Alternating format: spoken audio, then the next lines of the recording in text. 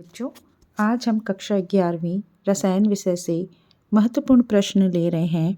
वह प्रश्न है एनोड किरणें और कैथोड किरणें। एनोड किरणों को पहले लेंगे हम। यह दहन आवेशित कणों से मिलकर बनी होती हैं।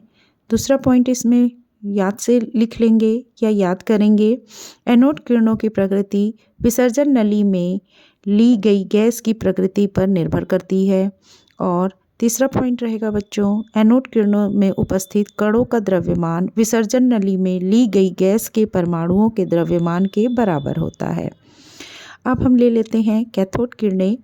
यह ऋण आवेशित कणों से मिलकर बनी होती हैं।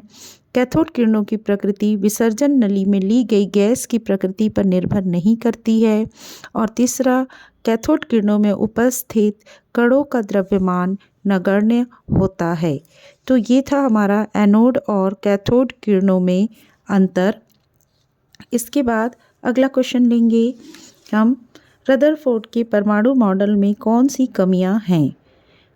आंसर रहेगा बच्चों, सन 1913 में नील बोर ने रदरफोर्ड के परमाणु मॉडल को कुछ कारणों से दोषपूर्ण बताया, जिसमें से पहला कारण था जो मुख्य है विद्युत चुंबकीय सिद्धांत के आधार पर। आओ समझते हैं विद्युत चुंबकीय सिद्धांत क्या है।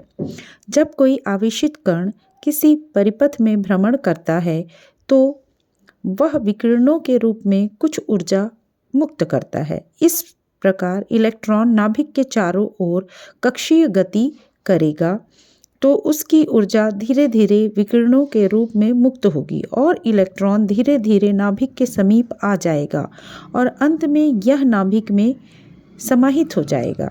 इस प्रकार परमाणु अस्थायी होगा, जबकि वास्तव में ऐसा नहीं होता। और दूसरा मुख्य कारण है, इस मॉडल के अनुसार परमाणुवी स्पेक्ट्रम सतत होना चाहिए, जबकि प्रयोगों द्वारा देखा गया कि कई रेखाएं प्राप्त होती हैं। नेक्स्ट इसमें पॉइंट हम देख सकते हैं, इस मॉडल के आधार पर विभिन्न कोशों में उपस्थित इलेक्ट्रॉनों की संख्या को नहीं दर्शाया जा सकता। तो ये मुख्य कारण थे या कमियां थी रदरफोर्ड के परमाणु मॉडल में। धन्यवाद बच्चों।